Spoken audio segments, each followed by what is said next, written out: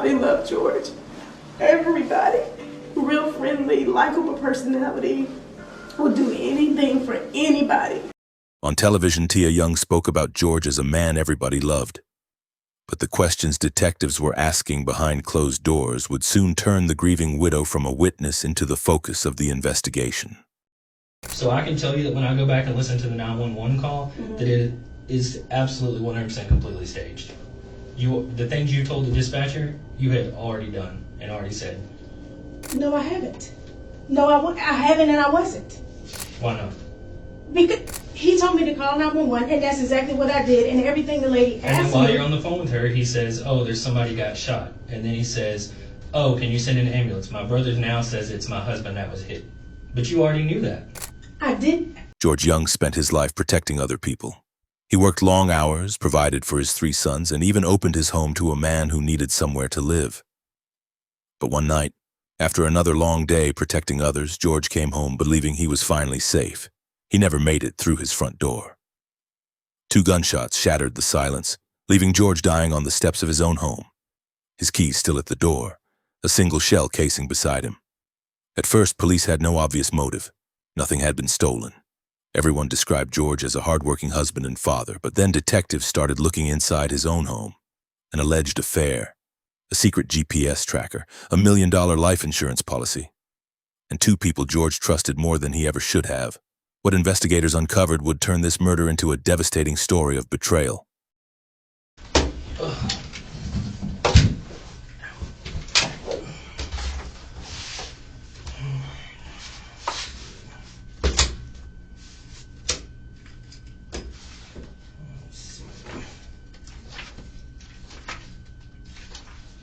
So how have things been? Stressful. A lot of stress and just a lot of grief. A lot of financial issues? We're struggling. We're making it with my mom's help. Tim helps and what I have for Social Security for the boys. Okay. You said Tim's mom helps or your mom helps? My mom. Oh, okay. My mom. Okay. So, like I said, the reason I brought you back in here today is I have follow-up questions. I kind of want to go over it again because that's just at the point that we're at now. There's been a couple months. Sometimes bringing people back in and going over the story helps us find if there was something you didn't remember the first time. The thing is with it, the first time we talked and then you came up here and then we talked to you at the house, and I understand that there were some issues with that. It had gotten pretty confrontational, I guess, the way that some people had talked to you, right, at the house? Yes, very. Okay. One of the things is that when we bring people in over and over, obviously I know that because of the things we were going, because of the suspected relationship between you and him, because of all of those things, you were listed, as a suspect, but you knew that, right? I found out through, yeah. Okay. You found out through where? Mutual Omaha. They sent me. Oh, they sent okay. a letter every month. Oh, okay. So because of that, like I said, I want to go over this with you again today and ask you this, but because we've already kind of come at you hard and talked to you and all that kind of stuff, and I just did the same thing with Tim in there. I have to talk to you.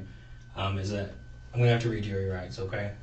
I don't have a warrant for you right now or anything like that, but to continue talking, because it's the 4th time I've talked to you, I have to read it to you, okay? Okay. You have the right to remain silent. Anything you say can will be used against you in a court of law. You have the right to talk to a lawyer and have him present with you while you are being questioned.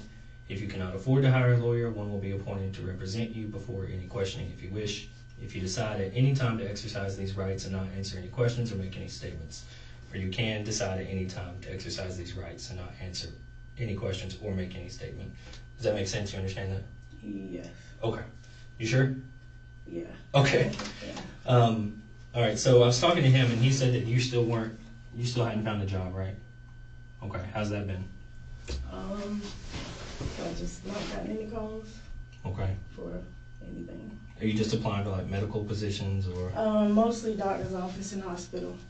Okay. I've had a few coworkers trying to help me get on at their facility, but the fact that I was terminated in September, that doesn't help when they go to check a reference. Okay. Did they not give you the option to resign, or did they terminate you before you ever got? No, I wouldn't even. They terminated me on my day off. Oh yeah. By phone. By by phone? They called you or they texted you? They called me. I was about to say, if they text you, that's pretty. How are the kids doing? My older two are doing fine. They seem to kind of go on through life like nothing has ever happened. They don't talk to me much about it. I have to try to talk to them, and it's like pulling teeth. They told me a few weeks ago it's just easier for them to act like nothing ever happened. My oldest one doesn't even like to see mail or anything with George's name on it. He's asked me to please keep stuff out of sight range. It doesn't bother my middle one to see stuff, but it does really bother the oldest one. The baby boy is having the hardest time. And I don't know if it's because of his age or what. But me and him are grieving, I think, the hardest. The older two seem to just... My oldest one is in school, plays sports, works. So he's hardly ever home. He tries to stay extremely busy. So I guess he says when he's sitting idle, that's when his mind just kind of goes all over the place. Okay. And the oldest one, is that Dylan? And is he working? Yeah. Okay. Food court, Mall, Georgia. Okay. Which restaurant does he work at? Charlie's Cheesesteaks. Charlie Cheesesteaks. I don't think I've ever been there. How's your mom doing? She has her good weeks and bad. The first couple of months was awful for her. Now she has about 2 or 3 bad days a week. Okay. But she tries to be strong. I guess that's what moms do. That's what I've been trying to do for mine. Yeah. Has the car situation gotten any better, or using your mom's? I know you had several cars and there was problems with most of them. Is that kind of? Yeah, the Lincoln, the engine light's been on. It's broke down several times. The BMW is what my son drives. It's been in the shop at least twice in the past couple of months. Okay. And your mom still drives her car? Okay. Does Tim still have is it Titan? Titan, yeah. Okay. So what I want to do today is just kind of walk back through what you can remember. Sometimes over time people remember things that they didn't remember the first time. I'll help kind of jog your memory as we go of things that you told me. Maybe you'll tell me something you didn't remember the first time, okay?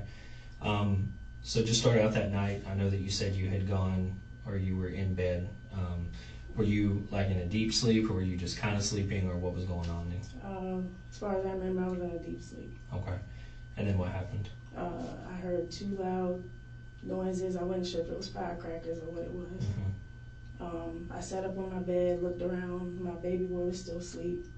If I remember correct, I think I went to Tim's room, but he wasn't there. His light was on. Then I remembered he was downstairs on a computer or a laptop at the table.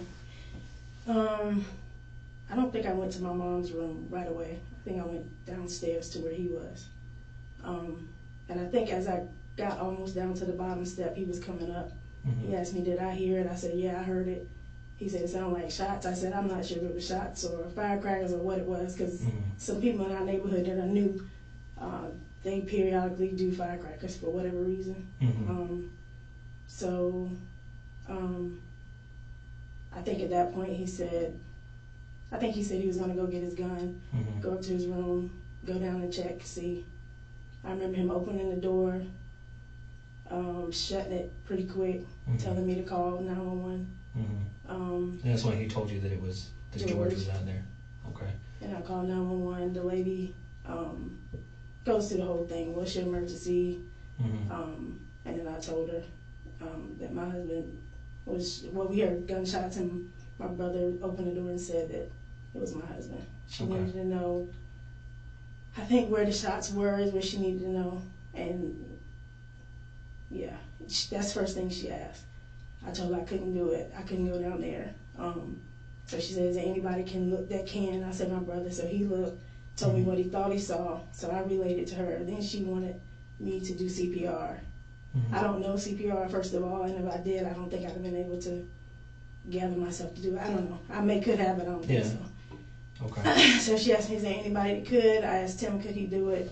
He said, yeah. At some point, I remember throwing my phone down so he could talk to the operator. And then at some point, I don't remember, at some point I went and got my mom. She wasn't asleep, I thought she was. She was in the room with the TV up loud. Okay. So you were sleeping, you heard these shots, you come down, Tim's sitting at the table, you ask him if he heard that. He's like, yeah, he heard that. Did he go check out the door first, or did he go get his gun first? If I remember right, I thought he went upstairs to get his Okay. gun first, but I didn't actually watch him go in there and get it. Okay. I think I remember him going up the steps, heading to his room, but I can't swear to it. Okay. And you were on the platform? Catwalk. Oh, you were upstairs? On the Well, catwalk thing? Yeah, by the time he went okay. down to check on George, that's Okay. where I was standing. So he goes outside, he opens the door, he sees it's George. And I know at some point he put his gun up. When did he do that? I don't know. I don't know if it was Okay. after. I don't know if it was after emergency people got. I don't know. I really can't be honest. I don't know. Mm-hmm. I'm not sure. Okay. So he goes outside. At some point, he puts his gun up. He sees George, and he tells you, "It's George" and whatnot. And then, is that when he tells you to call 911, or did you ever go down to the door, or no? No, hell no. Okay. No. I never Okay. went to the door. Okay. I stood up at the top where you could see over the thing. Okay. All I could see was like his feet and legs on the door open. Okay. And when you went and woke your mom up, what did you tell her? But she wasn't asleep when I went. Or when you went? Yeah, I just said something bad has happened to George. Mommy, something bad has happened to George. And of course she sat straight up. What do you mean, or what are you talking about? And I said, Mommy, George has been shot. And she said, no. I think she might have asked me first, is it a car? Did he have a wreck or what? Because she knew he was working at night with Rob. Mm-hmm. And I said no, and by then I think I was breaking down. And I said, Mommy, George was shot. And she said, where is he, at the Lennox thing? I said, no, he's at the front door. And of course I wasn't that calm, but she couldn't hardly digest it. So we walked out of the room. She stood with me on the little balcony thing, and I'm telling her, I'm walking her basically through what I'm telling you. Mm-hmm. She stayed fairly calm. I think she was in shock, just like I was. But she could see Tim down there. Like I said, you can see George's legs and feet from that angle, but that's all you could see. Okay. We could tell Tim was on his knees. I don't know. I think we just both just stood there in shock. Yeah. I think she was standing next to me whenever I threw my phone down, I think, but I can't remember. Okay. I know at one point I had to throw my phone down for 911 to talk to him about the CPR. Do you ever remember him leaving the area right there with George to go anywhere else out in the yard or anything like that? Not that I remember, but I do know at one point I did go pee in my bathroom. Okay. So, but where that fell into it, I honestly couldn't tell you. Okay. All right. Have you talked to Willie or any of those people from Ackerman since? The last time I talked to Willie was it the day of the funeral? I think the day of the funeral. I haven't talked to anybody. All right. I was a little disappointed. They didn't reach out hardly at all. Okay. I remember they said something about a donation or fund or something like that. We had talked when we first talked. Did they ever do anything about that? They never did do one. Okay. They didn't. They may have sent a flower, but I never even saw a flower. Okay. I saw some things from Salvation Army, which he did a lot of work for. Macy's with Rob sent flowers. Ackerman, to my knowledge, the only thing they did was the 150 obituaries, and we paid for another 100 to be done. Okay. But they contributed 100. I think it was 150. Okay. But that was it. What do you remember about? Rob. When's the last time you talked to Rob? Have you been talking to him? He called me 2 weeks ago. I text him once or twice a week since he had the heart surgery. He verbally called me, I think 2 weeks ago. It's the first time I actually heard his voice, just to tell me he was okay. He left. Well, we talked, and then I think last week he left me a voicemail. Okay. But we text about once a week. Okay. What about Ivy and her mom? Have you talked to them? I don't talk to Ivy at all. I talk to the mom usually once or twice a week. Okay. His mom is the only person in his family that I deal with. Okay. How's she been? Good. I mean, as good as can be, but yeah, she's the only one that talks to me, checks on the kids, and she calls my mom usually twice a week. Okay.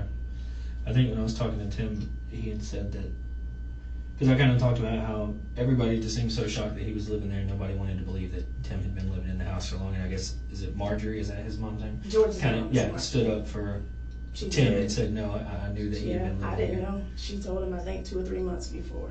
But that didn't come out till a few days after he died. She actually brought up that she knew it. Okay. He told her.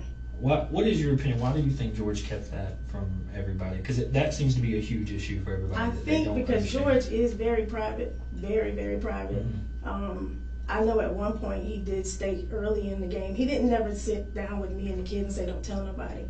But he did mention that he wasn't going to mention it to Rob or anyone right then, because he said he didn't want to embarrass Tim or make it look like this man can't even afford to have a place to lay his head.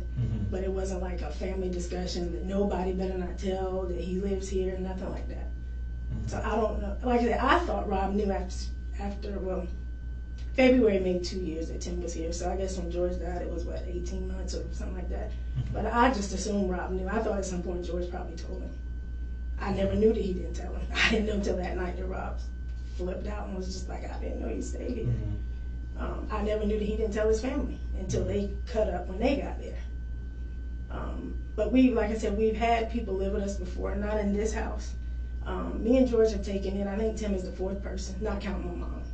When we were married a little less than a year, we lived in Myrtle Beach in a 1-bedroom apartment. A girlfriend of mine got put out, her and her baby. We took her in. She stayed 6 months. Slept on the couch in the living room. After her, I think a year later, another girlfriend with her 2 children stayed with us. So we've taken in, that's just, we hear people in need, but that's just what we've always done. I think the longest we've had anybody stay is Tim, but the 2 females, and I'm talking about in Myrtle Beach, one I think was 6 months and one was 9.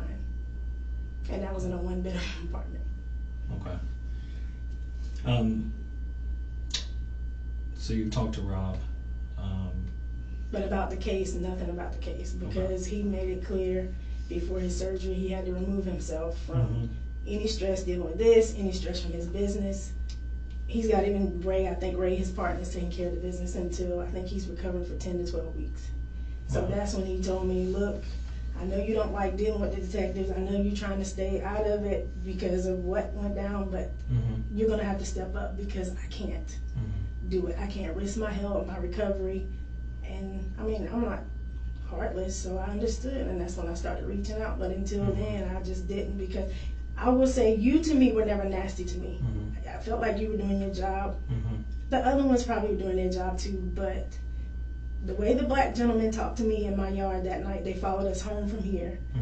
The way he talked to me, that's probably part of the job too. I don't know.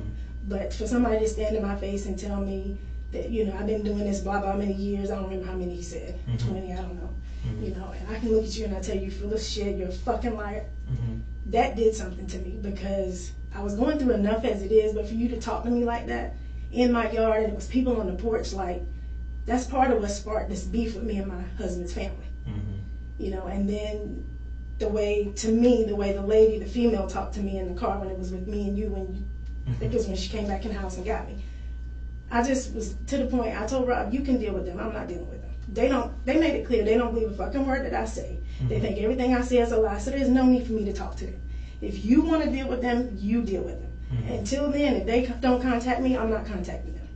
And so that's when Rob said, well, I don't mind. I will do that. I'll be kind of the correspondent between the two. But when he had to step out, he had to. So. Okay. Oh yeah, David. Have you talked to David much at all? I don't know what your relationship was with him. I've only met David at the funeral. Well, he came to the house, I think, a couple of days before the funeral. Brought some food. I think he brought food. I saw him at the funeral, and I think I've seen him once since. But I don't really know him. I know him if I see him, that's it. We don't talk on the phone or anything like that. Text, none of that. Okay. So he's still working with Tim, though, right? They're working for some other guy. Okay. So one of the things that I wanted to talk to you about, obviously, is I've talked to Tim, and one of the things that, I'll just be honest with you, in the beginning, issues with him is, we had talked to you, and you had told us what you had told us, and there was, I won't say there was much to that, but Tim just seemed, there was a lot more confrontation going on with him during the first interview and talking to him the day that you guys came up there, because of that whole tracker thing, which you said you didn't know. George came to me about it, but like I said, I never knew it was actually purchased and the whole nine. But okay, so did you know the night that happened before, whatever was going on with you and Tim, that he had gone and retrieved that off the car?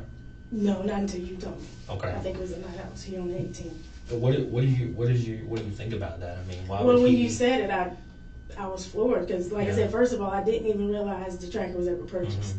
And then when you told me that a neighbor or somebody saw him take it off, I found it really strange, and I even asked him about it later. And what did he say? I didn't ask him about it that night. He said with what George had going on or whatever about, remember I told you the guy who came to town? He said he just didn't want, I guess, George, I think he said he just didn't want George being exposed in a bad light or something like, I don't know, something like that. But I haven't asked him anything about it since. Did you feel like that was, and I just want your opinion on it because I'll tell you how it looks to us. Do you think that was weird that in the moment that his friend is laying out on the front porch bleeding out, his first thought is to go to the car and pull that off instead of rendering aid to George? Yeah, I found that weird. And that was before he did CPR? Yes. Okay, yeah, I found that strange. Weird. Okay. Yeah. Well, I mean, obviously I do. That's why I want to know. Yeah. We asked him, and he admitted that he went and did it, and he didn't have a good answer. He didn't really have an answer as to why. He said he didn't want you to find it or the family to find it, and they would know. But I said it's under the car. Who's going to look under the car? That's weird. Right. You know what I'm saying? Right. Well, let me just ask you: do you think that have you ever felt that he may have been involved in this in any way? I don't. I mean, I know that part of it doesn't add up at all. But I personally, the only reason I don't, well, not the only reason, but I just never seen any beef between the two of them at the house. I've never heard George, and me and George had a really good relationship as far as he would tell me about stuff that went on, or he got into it with somebody at Ackerman, or whatever. But he never mentioned to me ever that they had a beef, disagreement. Like I said, even Tim had went to him several times about, I can go ahead and leave now. You gave me 6 months. You told me after 6 months, George came to me. You want him to go? Are you cool with it? I mean, it's a help to us because he's paying rent. And then at the end of the year, he came to George again. Do you want me to go? And George came to me and was like, what do you think? Because I'm cool with him being here. I go out of town so much. I feel better with him here. So it's like George never let on that he had a beef or was threatened or scared of him. Or I just never witnessed anything. And the kids haven't, and as far as I know, my mom has it. So I just, that part doesn't make sense. Do you why he didn't want to hurt he was him. jealous over the position that he wasn't making as much money as George? I don't think it was that, because he was making good. Like George started him, I think, at 23 an hour. I think it was 23, and his first raise was up to like 26. So I don't think it was that.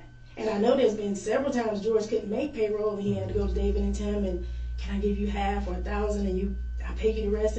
And they've always said yes every time. He's never come back and told me, oh my God, Tim is hot, or David is pissed. And then he's borrowed money from Tim before.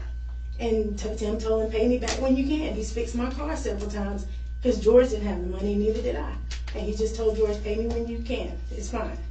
And to my knowledge, George has paid him back every time. Okay. Now I know this last time, I think the last time I got it fixed was in October.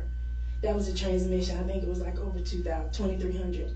I don't think we finished that off yet. I think we gave him maybe 13 of it. But George was in the process between the two of us paying it back. Okay. But that's the only part I don't know. If I had something to go on, something I've seen, it's just nothing. Okay. All right. Well, I'll kind of just go into what I have. Okay. So after talking to him, and I've talked to David multiple times, and then I talked to Tim again today. Okay. I tell you right now, I have a whole lot of stuff that points that Tim had something to do with it. Okay. And I know him and David were good friends, and some stuff was going on. I went over there and just talked to him now, and obviously you guys knew you were coming up here, and I wanted to follow up with him, but that's because I knew I was going to talk to him about the stuff that I had found. Okay. I'll say that conversation went pretty quickly. Okay. There's not a whole lot that he was going to be able to deny. Okay. So I'm telling you that the investigation shows that he had something to do with it. The interesting part, though, is that he implicated you in it. He said you guys were in a relationship and that you were the mastermind behind all of this, and it was your idea because you wanted the $1 million life insurance policy, that's and he could take over George's job, and you guys would be set to be together. And that was the whole deal. Well, I can tell you that's a lie. That's a lie. So I want to hear from you the truth and what was really going on, because if that's what he's telling me, and I already know he's involved. You see how that makes it look? Yeah, but that's bullshit. I can tell you that's bullshit. Okay, well tell me. I don't, first of all, like I said, I don't know that he's involved. I don't know anything about what happened that night. Nothing. Well, listen, I didn't even know the policy was any good until me and Rob called a couple days later.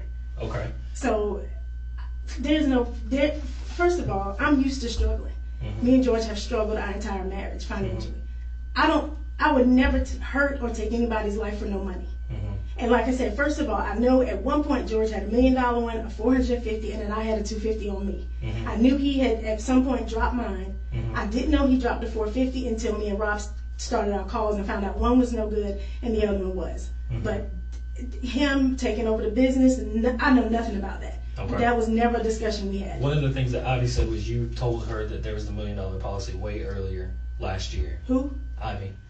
Me and Ivy have never discussed an insurance policy, never. Now George told me at some point that Ivy knew about it. Him and Ivy were very close, and she used to work for George remotely from Myrtle Beach. She could log on and do work for him. So at one point, I don't know, I think it was a couple years ago, he said that an email that I guess the insurance company sent him, Ivy saw it, or I don't know, she could access I think she could access his massive email. And so he told me, he said, now Ivy knows about the insurance, policies that we have. But me and Ivy would have always been close. I was closer to her than any of the other ones. So even when he mentioned to me that she knew about it, I was cool with it. I mean, that's fine. We were close, so I didn't care that she knew. But like I said, I knew he had a policy, but I didn't know it was active because I knew he had dropped one, I don't know, earlier last year. So I didn't know if any of them were any good. I didn't. Okay. So no conversation ever went on about no insurance, him taking over no business, or none of that. That's bullshit. Okay. I don't even know why he'd say that because that never happened. I guess obviously the concern is, I'm telling you, the thing with him is he got the tracker. He got it. He had tried to put some apps on George's phone before then, and he said George knew about those. I know for a fact George didn't know because I have his text messages where he explained to George that it was Xena, that Xena was trying to do that to him.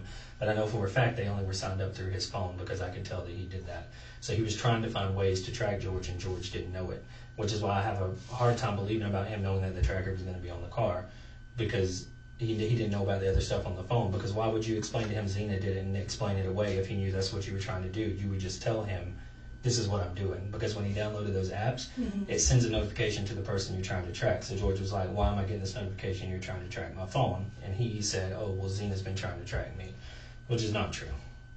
Okay, yeah, this is new to me. Also, he was looking at that app for the tracker, which in his words is only supposed to be in case something was going to happen to him, to find the truck, not him, which is weird that you're only worried about the car and not him. And he was looking at it from the day that he bought it on the 6th. He was looking at it every single night. And he was looking at it the night before George came home. You saw the night of the 16th? Mm-hmm.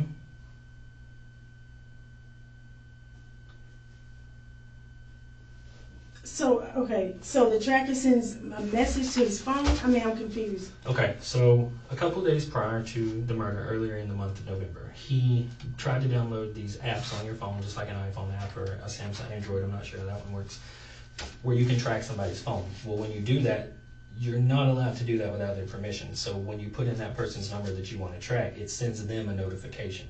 I have it on George's phone where he got the notification and then asked, Tim, why am I getting this?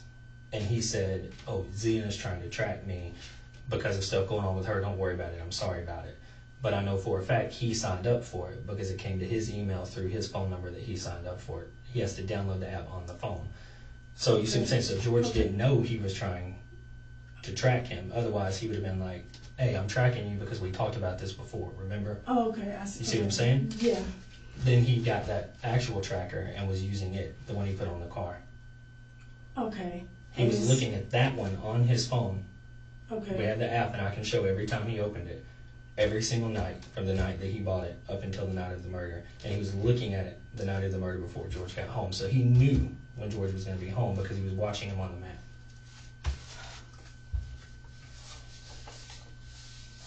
Okay, so... Oh, Jesus. So did... And before that, he had somebody do it? I'm lost. That's what I'm asking you. Hell, I don't know. I have no idea. Before that, he was researching all kinds of poisonous things online. he researched black mamba venom, which is the most venomous snake in the world. You cannot buy their venom online like he was trying to, over 27 times. That's how many times he looked it up to try to find.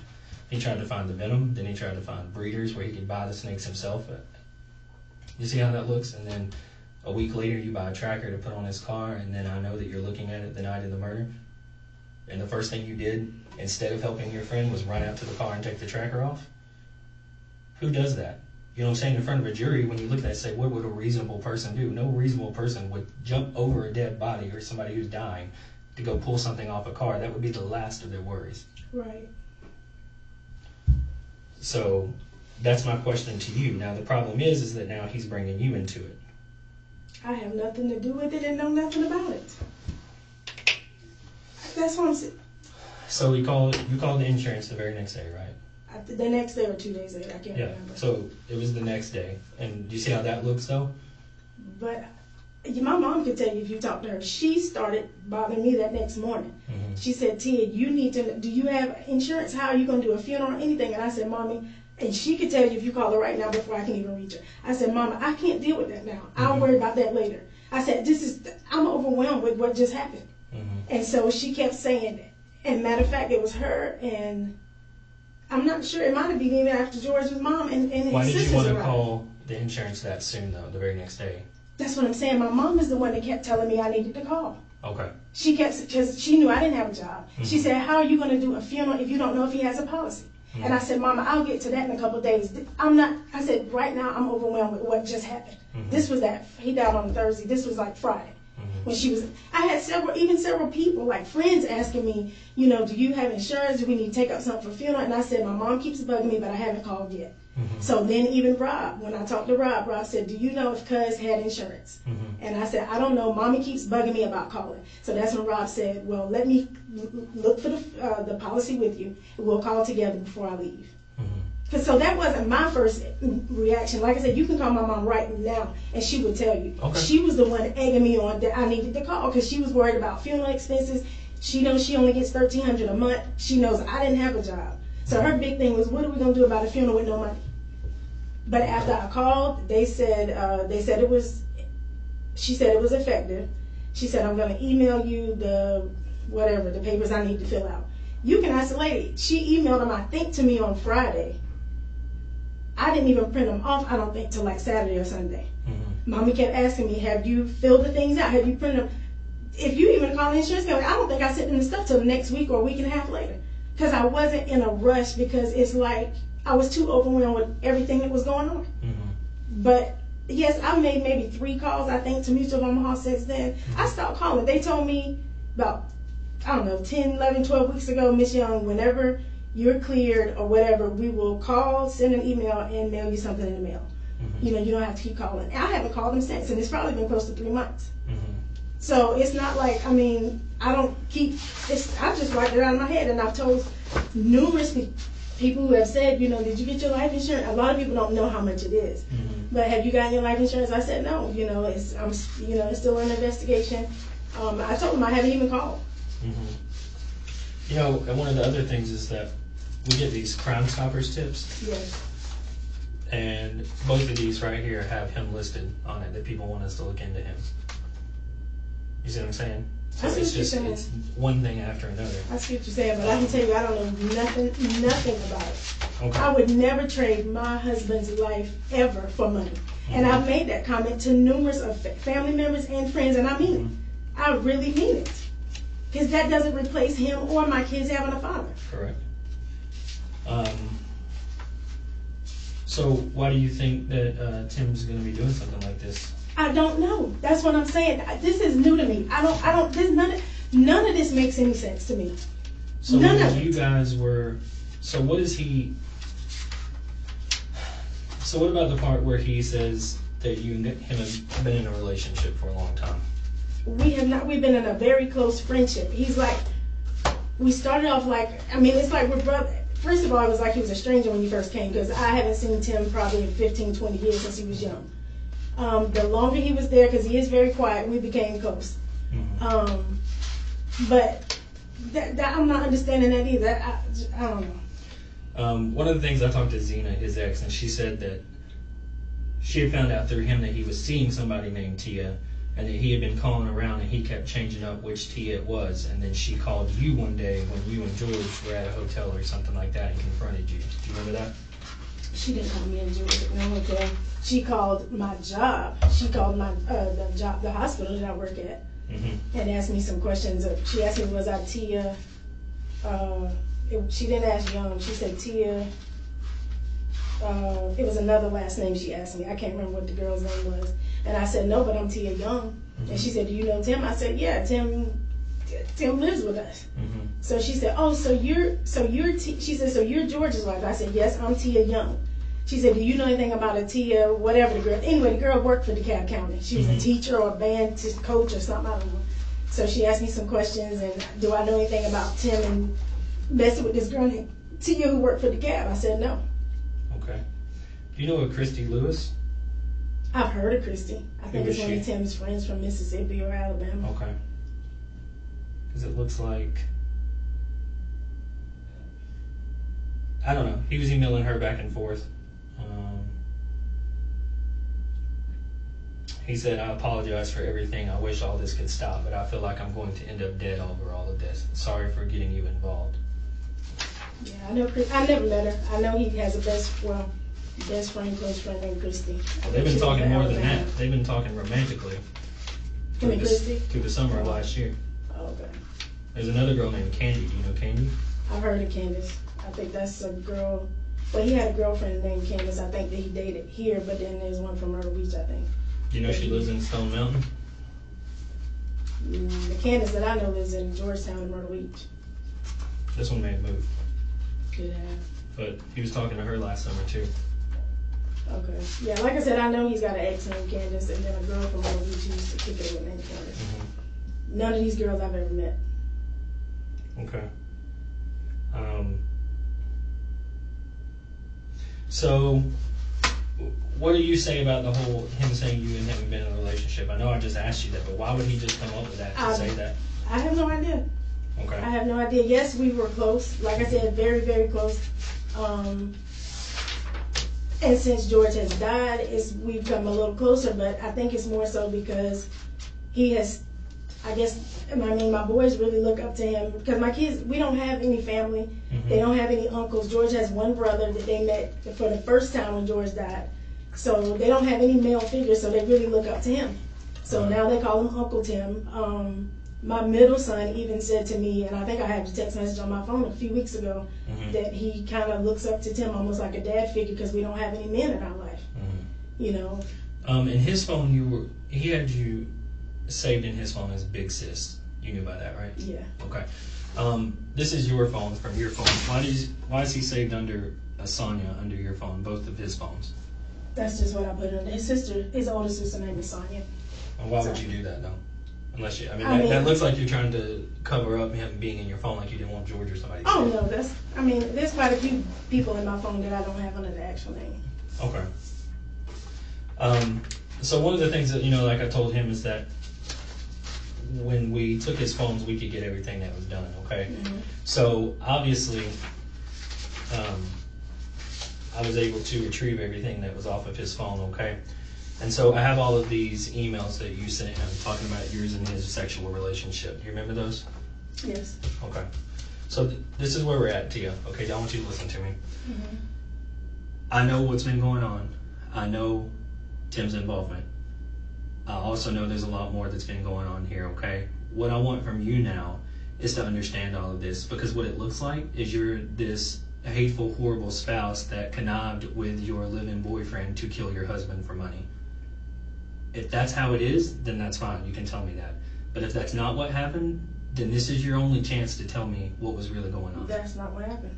Then tell me this is your only chance to tell me what's really going on, because everything else looks really bad. And I'm telling you right now, if you put all of this in front of a jury without your explanation of it, that's exactly what they're gonna think. I did not have anything to do with George's death. Okay. And definitely nothing dealing with him, wanting him dead for money. Nothing. At all. Okay. So you're willing to let all of that stand in front of a jury? Yes, as far as having anything to do with his death, yes, I am. I am. Because I know I had nothing to do with it. Nothing. Okay, but you've been having a relationship with Tim. What has he said to you? He hasn't never said anything about wanting to hurt George ever or taking over the business. That's why I'm sitting here like, this is new to me. He's never said he wanted to take over Metro Atlanta security. He's never told me he wanted George dead. He never said he was going to try to hurt George. Never. Not once. All right. So George got home at 11:23, okay? And he had just gotten off the phone. And when he got off the phone, he came inside, or came to open the door. And that's when people remember hearing the shots around that same time, too, okay? The 911 call was not placed till 10 minutes later when you guys called. Now, in that time, I've gone over the store with you multiple times, and you've told me that he opened the door, he saw it was George and all of that. When I made the call, when he told me to call 911, the lady asked me, I said, I heard some shots. She asked me, I believe she asked me, I don't know, I think she might have asked me, did I know who it is or whatever. I don't remember. I don't remember all the details. But what I'm saying is, when I called, it was not staged. I called as soon as I heard the shots, went and found Tim. Well, what I thought at first was firecrackers. I wasn't sure what it was. Okay. And went and found Tim. And he checked and told me whatever the time frame was to call 911. That's what I did. Okay. I did not stage the conversation or any of that. Okay. Well, talk to me about this then. How did this happen? How did you guys enter into this relationship while he's living in the house behind George? I don't remember when it. I don't remember exactly when it started. I think it was around the time that I thought George was messing with the girl Mariah. I never had any real proof. I saw something on his tablet at one point, and I questioned him about it. He denied it. He said, he was not sleeping with her. She was just a secretary for him and Rob. I didn't have anything to worry about. But to me, I felt like it was more to it than that. Okay. So you were pursuing this relationship because even in your emails, it sounds like Tim was trying to cut it off, and you were the one that was continuously talking to him and continuing it, right? I was hurt about it, yeah, because I found out he was, he had told me he wasn't talking to Zena anymore. He wasn't messing with, anybody else anymore. Just kind of got caught in some lies, and I questioned him about it. So, these messages were in that phone, okay, the day that we went to go do the search warrant when you called Kim and told her to go get the phone. Is this what you were worried that we were going to find? To be honest, yes. Well, that's what I want is honesty. To be honest, yes, I was. Okay, because this looks really bad. To be honest, yes, I was very afraid of that part, yes. And you've been in this house and you've been living with him, and whether or not you guys are in a relationship, I don't know because I'm not in there anymore, but that's what it looks like. And I know that he's not just living in this house and nothing has been said. So if you know something, I need you to explain it to me and help me, because he's going to implicate you and he can take you down with him. Okay? And I don't think you want that. So that's why I'm telling you, what do you know? What has he said? What is going on? Nothing as far as the murder of Mr. Smith. Nothing. I don't know that Tim had anything to do with it. He has not opened up, confessed nothing to me. Like I said, we discussed the tracker, I think, once, and that was the night after we left here, when you told me that somebody said they saw him getting it before they helped George or whatever it was. But as far as the case, we don't even discuss it. Like, there's very few times during the week that we even bring it up. I don't even like talking about it to my mom. I'm trying to move on as far as me and my youngest child. My older two are doing fine. My youngest one is not. So as far as the case, I don't even talk to him much about the case. Well, let me just go over some of the issues because I got to understand what's going on, okay? The white SUV thing that you guys had talked about, I asked Rob about it. I've asked a bunch of other people about it. Nobody else knew that but you and him. See, that's information that's sending me down, we'll say, a wrong trail that was only coming from you and him. So that makes it look like you guys are in something together, okay? Every time that I've talked to you, it's kind of been a different story about what happened that night. And I understand it can be traumatic, but when things like this happen, people don't forget those kinds of things. So that also makes it look like, because what he told me where he saw you that night and what happened was not true. And what you told me that you saw him, it was always different. I just don't understand that, okay? Obviously him going out and getting a tracker and that kind of stuff, it's just not right. The fact that he had $1 million life insurance policy and you called the next day. One point you told me that you went to wake up your mom and you were on the catwalk with her and... No, she was never asleep. I never... Well, okay, no, wait. You went to go get your mom And you brought her on the catwalk with you. One time you said you stood out there, you talked to her. That's what I can hear in the 911 call. The time before that, you said you took her into your bedroom and put her in the closet so she wouldn't wake up your kids. When she started having a breakdown, yeah, I took her in the closet. She told me that didn't happen. She told you what? Did she have a breakdown? She told me she never went into your room and went into the closet. This whole gun running thing, okay, I looked into it. You gave me a totally different story than he did. You said it was some Cuban guy named Carlos. He said it was Terrence Bannerman, the pudding guy that you grew up with. I found Terrence. I know that stuff's not true. The Carlos guy is true. But why would you tell me Carlos and he brings up some guy? Those are not even related at all. I have no idea. The only thing I can tell you is about the Hispanic-looking guy that came to the house looking for him. And when I didn't call George right away, I didn't even text him. I waited till he got home that night, and I told him about the guy coming by. Mm-hmm. George's eyes got real big. He looked at me, and I asked him, what in the world is this about? Don't worry about it. Just don't worry about it. It's somebody I got some financial help from. Mm-hmm.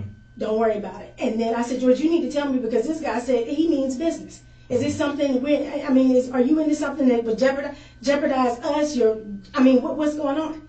And he just said something to the fact, he said, I'm just running weapons or delivering weapons or something like that. He said, but you don't need to worry about it. And so then every time after that, when I asked you, is there any reason anybody would want to hurt him, you never mentioned it until we brought it up to you.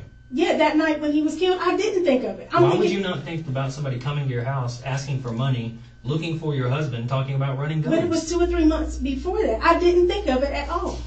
Okay.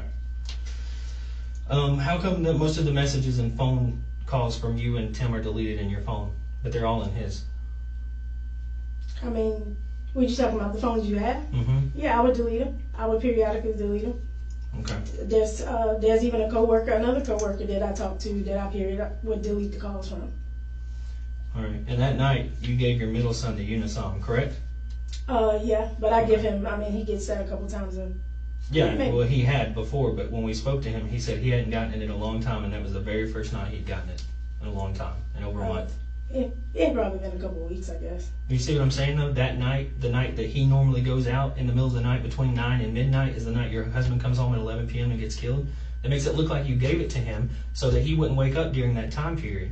And it's also weird that we're there, the ambulance comes, the police come, we walked in their rooms and went everywhere, and none of them woke up in any of that.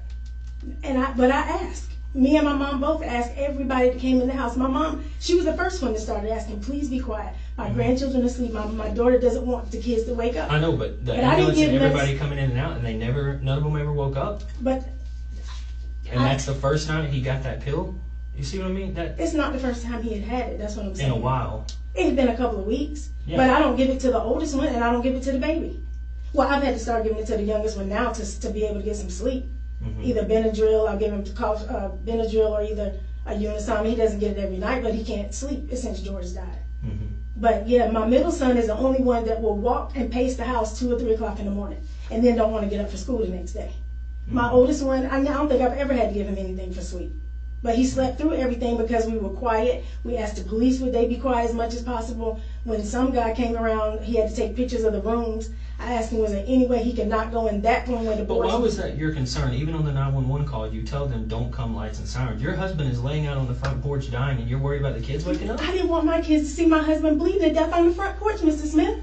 I understand that to an extent, but I just think you would be worried about him and not... your kids are going to find out. I wanted her to send help, but I didn't want her to...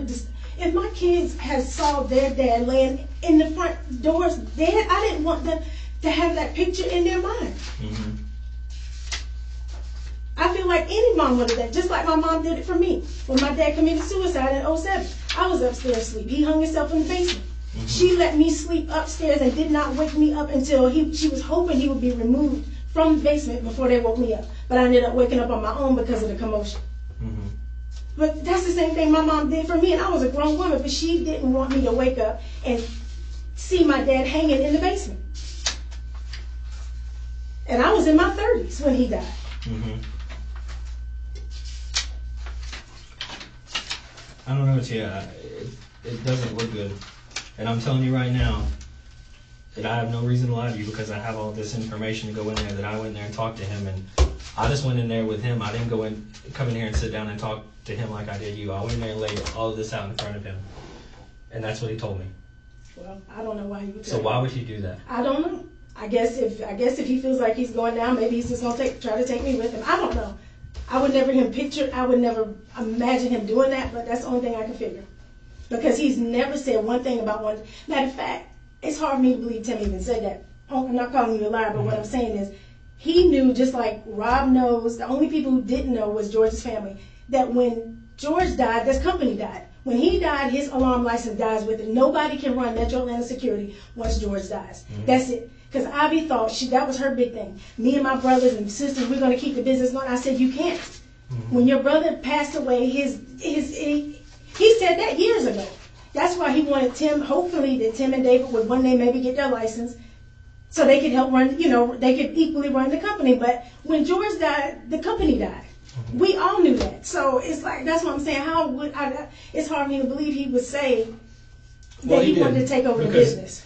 Oh, he said it, trust me. And then right here, he's talking to David. The day before he bought the tracker, he says, David says, we need to get a spot. And Tim says, you think? And then Tim says, I got to end this mess first. And then David says, yep, you definitely do. And then the very next day, he buys the tracker. Well, I know that he even knows the company can't be ran because neither one of them have an alarm license. Okay, but what about the $1 million life insurance policy? And you guys being in a relationship, all of that stuff together. Mr. Smith, I don't never get the million. I could care less. And I voiced that to my mom, my aunts. George's mom can tell you. She can tell you. I've been saying it for the past 2 or 3 months. Because she's worried about it. When are you going to get paid? What are you going to do with the kid? How are you going to... I said, Margie, I'm to the point I don't give a shit if I don't ever get the money. I'm just tired of all the stress. I just want to move on. This grief, dealing with BJ, dealing with all the things I'm dealing with. I don't give 2 shits about the money if I don't ever get it. I know how to work. That's what I've been doing the past 2 or 3 years. Working $15,000, $20,000 of overtime a year. I know how to work. So if I don't get it, it's fine. That's why if you call me to my mom, they can tell you, I ain't called in months. I don't care anymore. So the money is not an issue for me. I mean, yes, I need money. And we all do need money to live. But if I don't ever get it, that's fine. Matter of fact, I even have, the courts gave me, I got his probate, whatever you call it, executive estate paperwork. I think it was like January 25th, maybe. I've only been to one bank to see if there was money in it, and that was Regions. And I knew that's where his paycheck went, his last paycheck went. But I think he has a Wells Fargo account. I think he has a Bank of America account. I haven't been to any of them banks with the statements to try to see what's in them, to see if I could get it. I don't care. Even my mom keeps saying, Tia, with the way money is tight around here, why don't you go to those banks and see what he has? It might be something to help this household. I still haven't been. So money, that's what I'm saying, to make this out like I'm doing it for money. Or it's done for money. I'm telling you that's what it looks like, and that's what he's telling me. Well, that's some bull. I can tell you that. That's some bull. Yes, I will admit, and I apologize for lying. I am very embarrassed about this. I really am. I am. And you guys are still in a relationship now? Yes, to be honest, yes. I'm just going to be honest. Well, yes. That's what I want. Because listen, Tia, I'm telling you this is how it looks, and I keep telling you this. He's going to try to take you down with him. And I'm telling you, when he gets up there and he starts talking about everything and what you did, and you don't have anything to counter that, and you don't have a way to say, no, that's BS because this is actually what happened, or this is what he told me, or that's right there is going to be a huge issue. You see what I'm saying? I understand. Are you ready to go to jail today for this?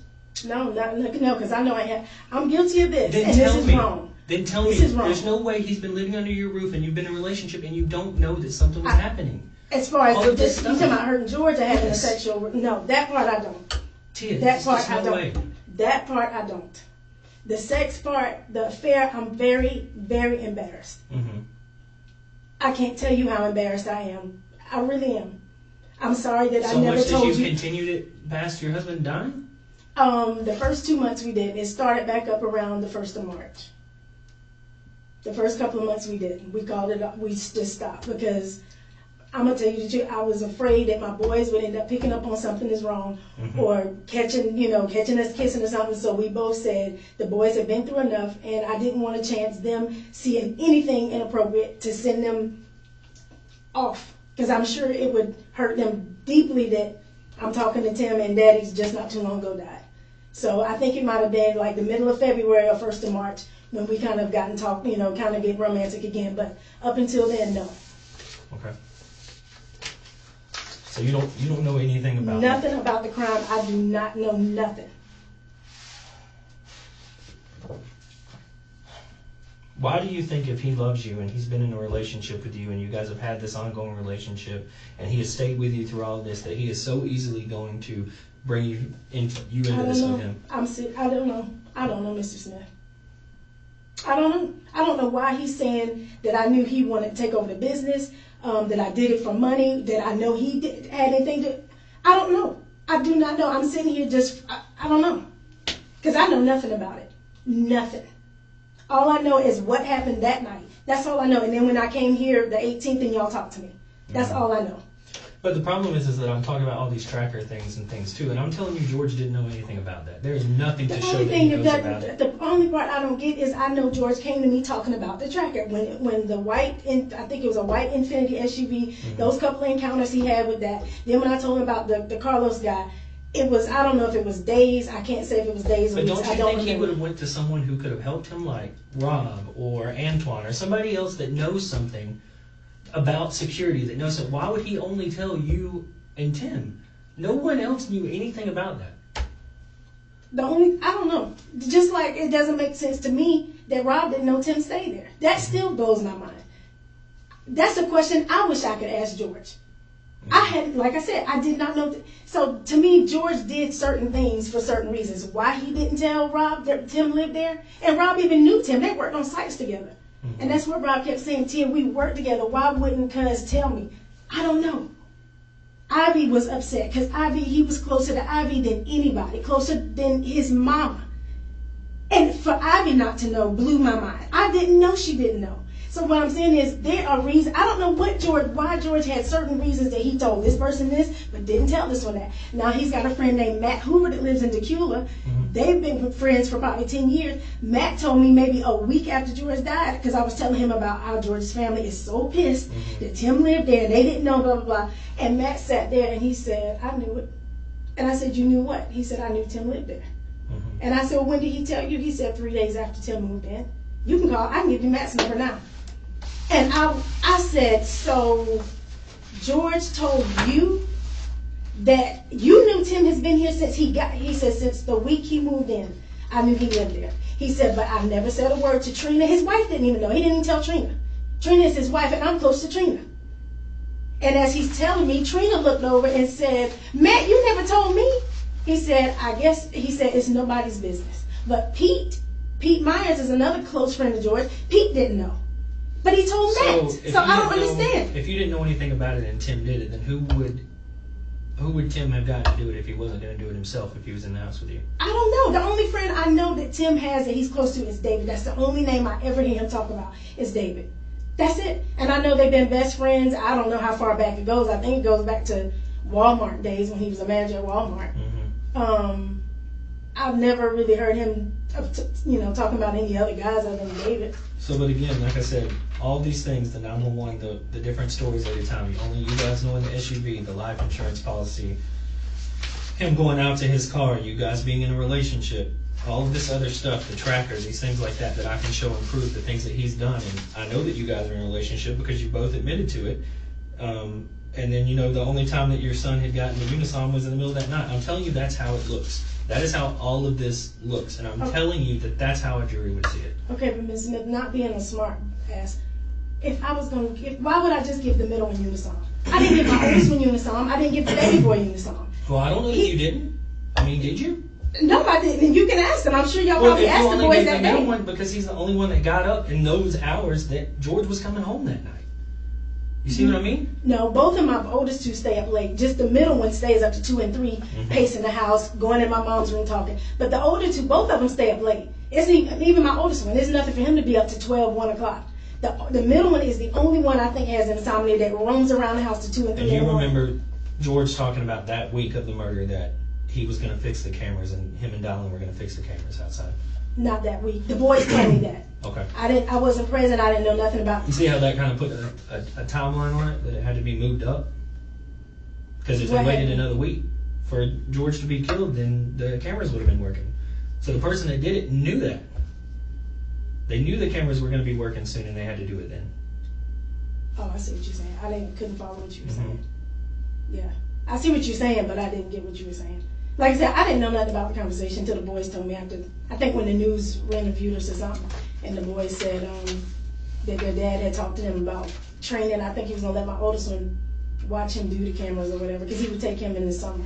But my thing is I just found out not too long ago the daggone the neighbor across the street told me that the cameras at the pool at the whatchamacallit house wasn't working. So she said it was something with the computer that powers the cameras was down. But I mean, I know I didn't have nothing to do with that either.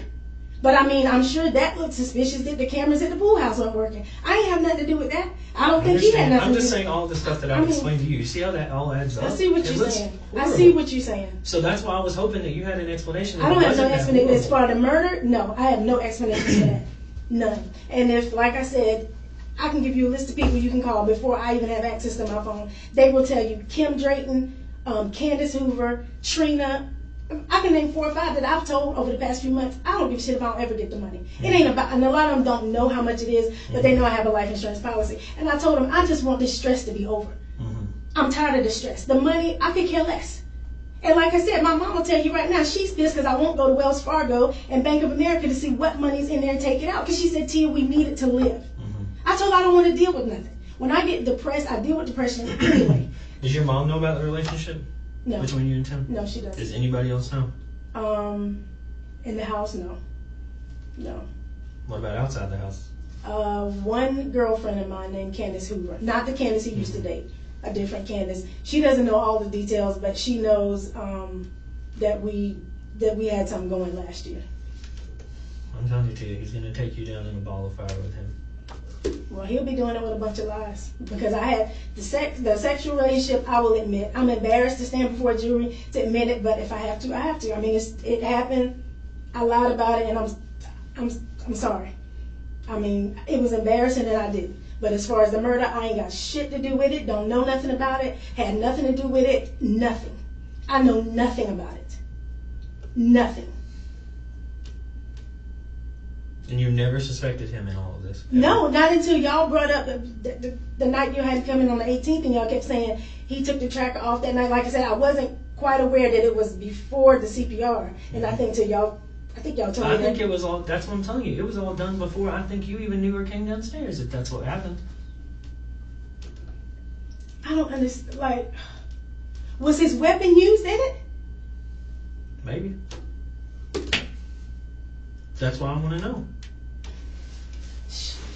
I have no idea. Because I don't want him to take you down with him and make you out to be this horrible monster. If there's something that you know and you're just wanting to protect him, this is not the time. Nope, there's nothing. The only thing, like I said, that I have to admit now to the world, I guess, is the affair. Well, I just want you. I don't want you to protect him. I'm not protecting him. I have to own the things that I'm guilty of. I will own it at this point. The affair, I'm very embarrassed, and I know my mom and my children would be very hurt by it. But if it has to come out, it has to come out. But anything beyond a freaking affair, that's it.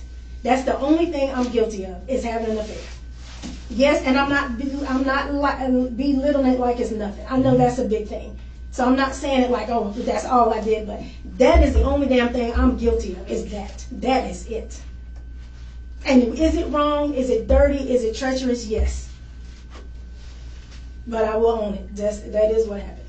Okay. And if I need to, I mean, you have to tell me. Do I need to go ahead and tell my children about their affair? I don't tell your children. That's not my job. I don't tell people that. Okay. I didn't know whether I needed to go home and go ahead and tell them that. I don't. Now, will you be telling? I know you. It's up to you whether you tell me or not. Will you be telling his mom and his sisters about it? About the affair? Yes. I don't discuss those types of things. If he was charged or somebody's charged him, then I will tell him, hey, so-and-so's been charged in the murder, but I'm not going to go divulge every because I detail. prefer, if you're going to tell him, I'd rather tell him first. Okay. That's the one I'm asking. All right. Well, let me go talk to him again, okay? Yeah. Is there anything else you need right now? No, but I'm going to have to, my son needs to get to practice at 5:30. Okay. All right.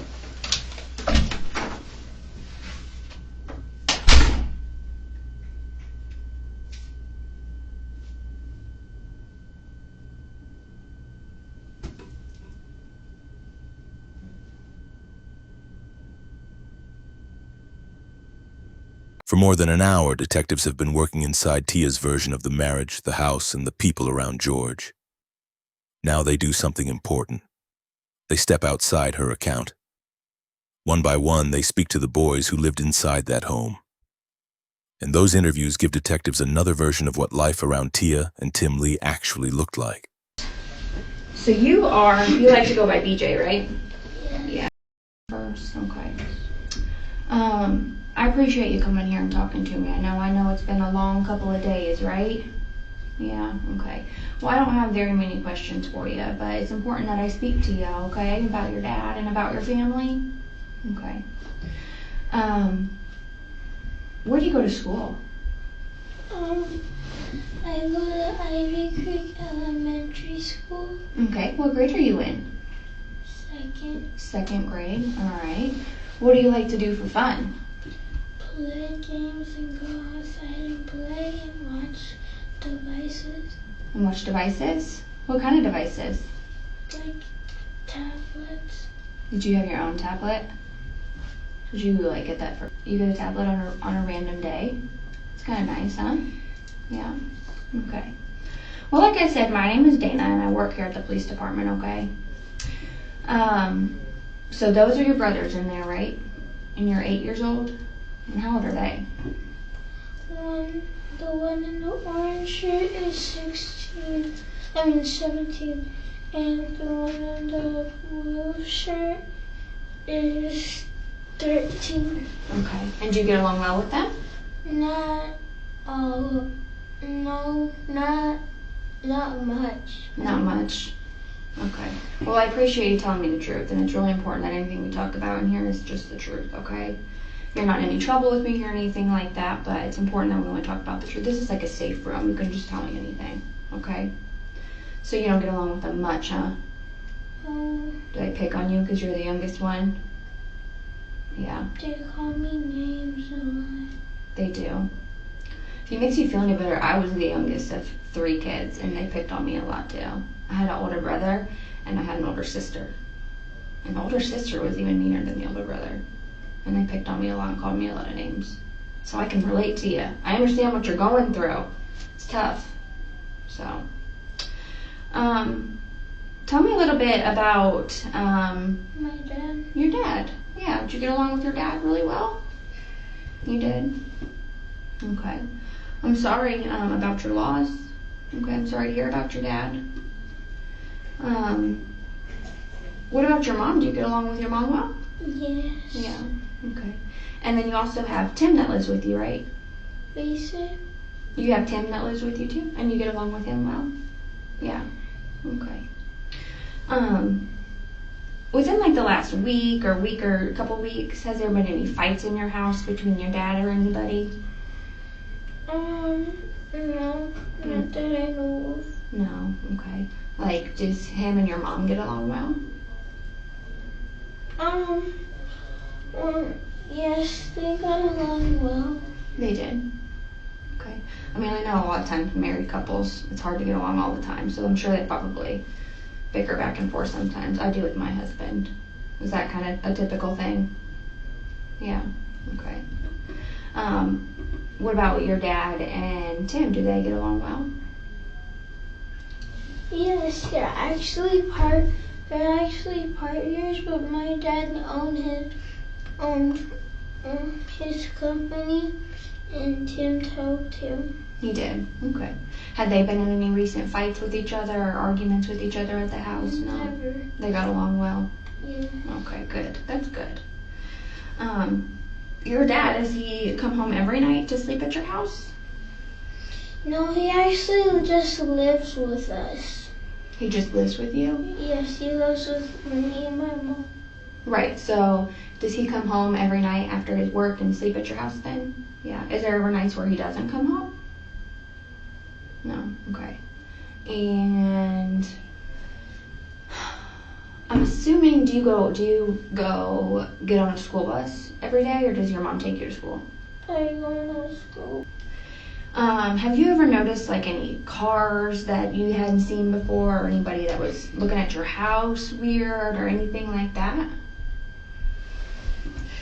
Actually, that's a good question. No, I haven't seen anyone sneaking around my house. You haven't? Okay. What about your neighborhood? Have you ever seen any cars that you didn't know You know, a lot of times cars drive up and down the street, right? Because it's a neighborhood, and you probably know a lot of your neighbors' cars and stuff. But have you ever seen any like drive really slow in front of your house or anything like that you thought it's kind of strange? No. Oh, yes, actually. Yeah. When was that? A couple of days ago, when I was coming home from school, I saw someone parking right in front of me at my house Okay. for a second, and then they went back. And then they went back where? They just like they were still going down the road. Okay. But they kind of stopped in front of your house a little bit. What kind of car was it? What color was it? I can't remember because I was sleeping in the room. I don't really remember that much. You were sleeping where? I was sleeping in that room over there. I don't really remember. You don't really remember?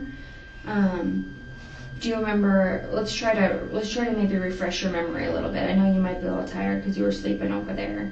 But you said you were coming home from school, right?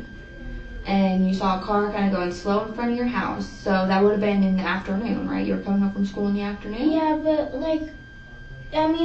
but it didn't look, because I guess it was because when I looked in the window, the person was just on his phone. Okay. Okay.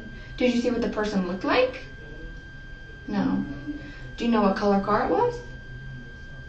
Was it a car or a truck or a van or something else? It was a car, but I don't remember what color it was. Okay. Okay. Do you remember what day that was? No. Okay. Okay. Do you remember what you were wearing when that happened? No. Okay. Was there anyone else at the house when that happened? My mom was, but she's usually asleep when I'm home. She usually is asleep when you get home. Okay.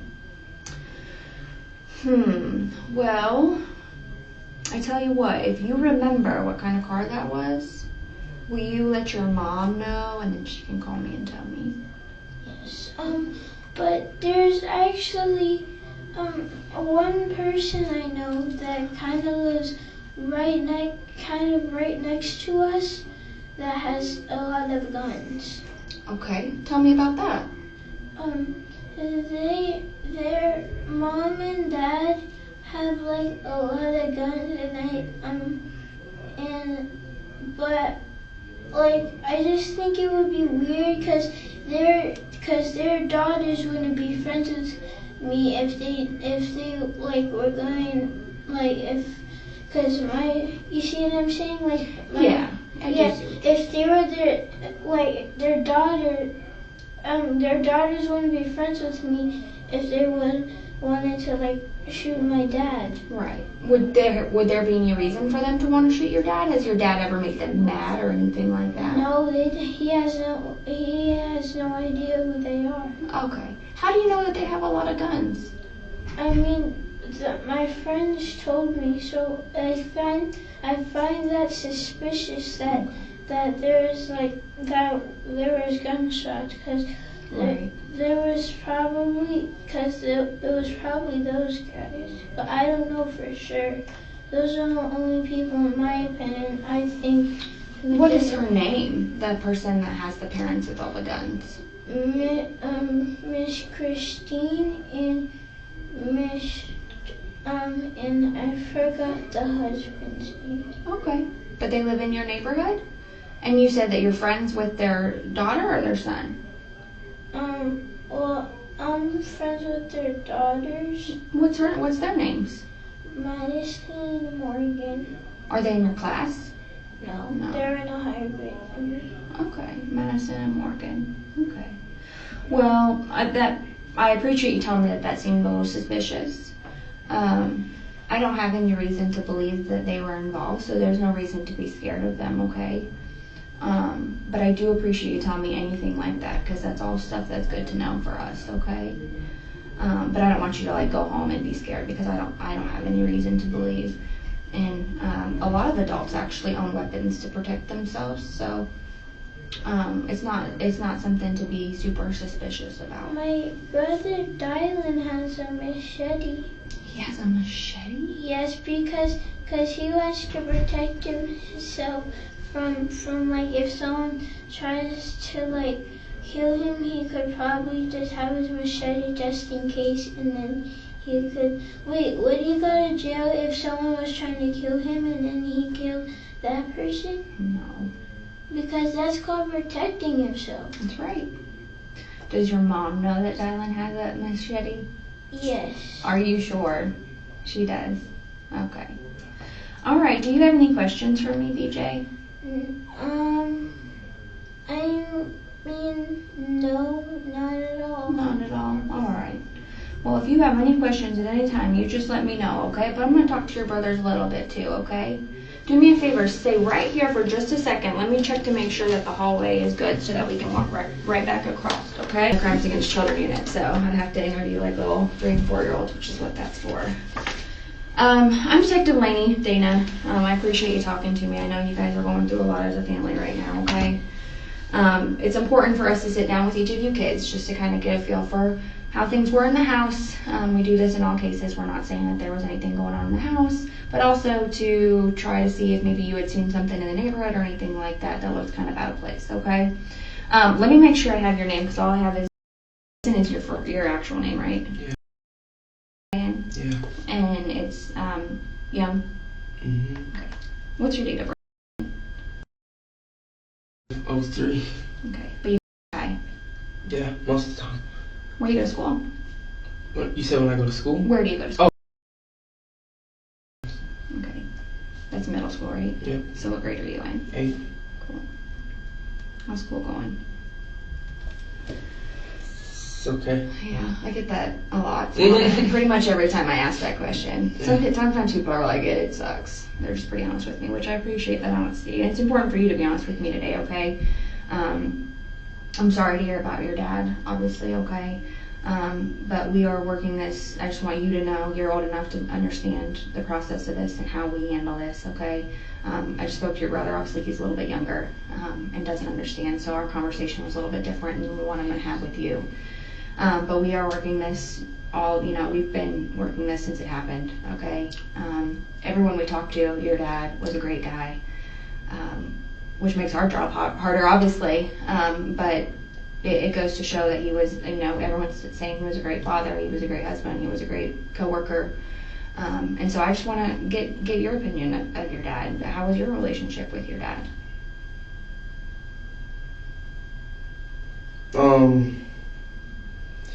It was okay. Yeah. I mean, like, when my mom did have a job, he worked a lot anyway. Mm-hmm. But when they were both working, they worked a lot, and they didn't get to spend that much time with us. Okay. But I got accustomed to it, so it's just like whatever. And it was kind of like me and my brother were just. It was just us, is what I felt like most of the time. But at the same time, it really started to hit me after. It really started to hit me after she lost her job, and within like the last few weeks, it was like after his death. Like, I mean, I knew he worked a lot, but it's basically because he had to, and I know that he would have liked to take off more time. But he pretty much wasn't able to. But the thing is, he did try to at least one time, sometimes, to do little things with us. Like, I started to really remember it when I started to really remember the things he did once, like, after it happened. Because I remember he would take us, he was always the one who usually would take us to get our haircuts. Okay. And then he would take us to the movies. That was like our thing. Okay. And basically, I would say I would say he tried harder than my mom did, because once she lost her job, it's kind of like she still really didn't spend that much time with us. It's just she would usually spend the whole day in the house chilling or whatever. I don't know what she did because I was at school. But when I did see her, she would usually just be talking to Tim. But he would try whenever he could. Okay. Tim, how long has he been living with y'all? I mean, I haven't been keeping track, but probably like over a year, I guess. Yeah. Okay. And how is your relationship with Tim? It's pretty good, but he kind of keeps to himself. But he will talk and laugh and whatever with my mom. But he's, for the most part, he kind of has a look like he doesn't want to be bothered with anyone. Okay. It sounds like your mom and Tim have a good relationship. What exactly is your relationship? Basically friends, like good friends. They grew up, well, when her and my dad lived in South Carolina, he was younger, so, and I guess they went to the same congregation, so they kind of grew up around each other, except my mom and dad were older than him. But yeah. Okay. And then your mom and your dad, how was their relationship?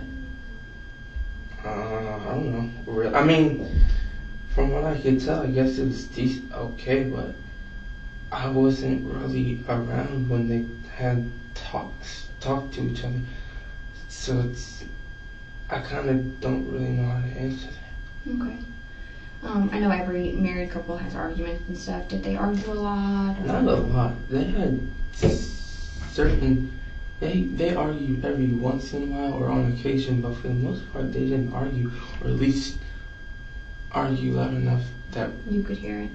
Yep. I know that there was some financial stuff going on. Oh yeah. And so that usually plays a big role in some arguments and stuff. For me and my older brother for the longest have known that they've always had financial issues. Mm-hmm. Okay. Do you ride the bus to school? Yeah.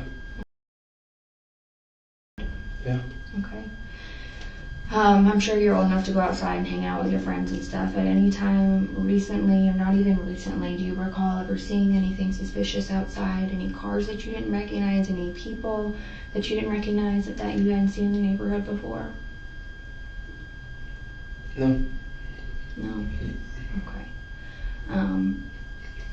Just try to maybe think back, and your brother had kind of mentioned maybe a car he had seen, but I think he's a little young and maybe was just trying to answer my questions, being here at a police department. But if you do recall at any time anything like that, because, whoever this was knew where you guys lived, okay? Yeah, it's crazy.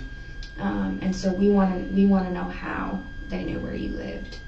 And that it could have been that they drove by and followed your dad home one day or something like that, okay? And so that's the angle that we want to look at, is if we had seen this car drive by ever, or a person walk by. And I'm not saying that's the case, but that's just one of the angles that we're looking at here, okay? Are you allowed to tell me if you were at the scene or not? I was there, yeah. Oh. Yeah, I was there. Did you see it? I did, yeah. Kai, did you hear anything that night? Not. The crazy thing is, I always am up late. That's what your mom said, yeah. Always, but on Wednesday, my mom had told me we're gonna start making you take sleeping pills again, because you gotta start getting more sleep, because you stay up late all the time. So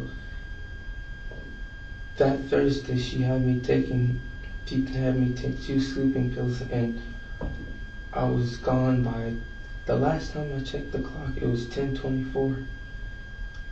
And, yeah. Was that the first day you had taken the sleeping pills? The first day of taking them in months. I had taken them at the beginning of the year, because my sleeping schedule was jacked up since I was off school, so I stood up even later. then but Yeah, she had mentioned that you would walk the dog and stuff late at night. yeah, and that's another thing. I would usually walk the dog really late at night, and sometimes he would pull in, and I would be either walking the dog or finishing up. It's crazy. That could have been both of us. When you're walking the dog, I mean, obviously I don't live in that neighborhood. And just a general idea, when you're walking the dog, are there normally people out and about? Or are usually you the only one out there? It's usually only me. Okay. And did you ever see any cars when you were out walking the dog that seemed a little weird? That maybe you saw enter the neighborhood and then leave the neighborhood quickly thereafter, or anything like that? No, all the cars I saw, I just figured that they lived there? Yeah. Or something. Had a reason to be there? Yeah. That's what everyone would think, right? Yeah. Okay. Do you have any questions for me, Kai?